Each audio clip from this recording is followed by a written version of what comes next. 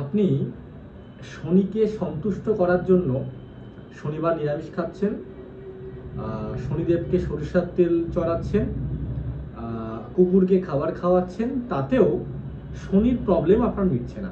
শনি আপনার জীবন থেকে অর্থ টেনে নিয়ে চলে যাচ্ছে। দেখুন, আমাদের যেটা দ্বাদশ ঘরটা হচ্ছে ব্যয়ের ঘর। ব্যয়ের ঘরে আপনার শনি বসে রয়েছে। ব্যয়ের ঘরে যদি শনি বসে থাকে তাহলে শনি অটোমেটিক আপনার জীবন থেকে অর্থ নিয়ে চলে যাবে।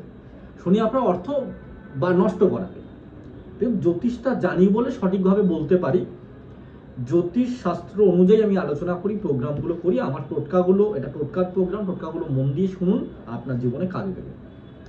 12 নম্বর ঘর হচ্ছে ব্যয়ের ঘর। 12 নম্বর ঘরে শনি বসে রয়েছে, কিংবা শনির দ্বারা আপনি পীড়িত যে কোনো প্রকার। শনির রাশি কি কি বলুন তো? শনির রাশি হচ্ছে মকর রাশি এবং কুম্ভ রাশি। মকর রাশি কুম্ভ রাশি সিম্বল কি? দুটো সিম্বল রয়েছে। একটা হচ্ছে মকর, অর্থাৎ একটি পশুর সিম্বল, আর একটি কলসি যার মধ্যে জল ভরা হচ্ছে, ফেলা হচ্ছে, এই সিম্বলটা।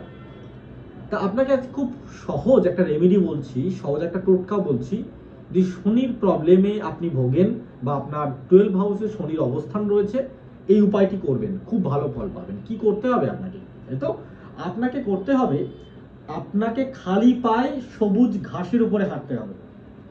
খালি পায়ে সবুজ ঘাসের উপরে হাঁটতে হবে, এবং যে কোনো কাউকে, চেনাশোনার বাইরে যে কোনো কাউকে টাকা দান করুন।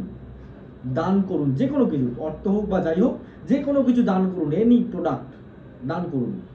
শনিকে আপনার কন্ট্রোল রাখতে পারবে, এবং আপনার শনি কন্ট্রোল থাকা মানে আপনার অর্থ কিন্তু আসবে। শনি গ্রহ কিন্তু আমাদের জীবনে প্রচুর পরিমাণে অর্থ দেয়, প্রচুর পরিমাণে অর্থ দিয়ে ভরিয়ে দেয়। এবং সুন্দর টিপস থেকে অবশ্যই সাবস্ক্রাইব করুন।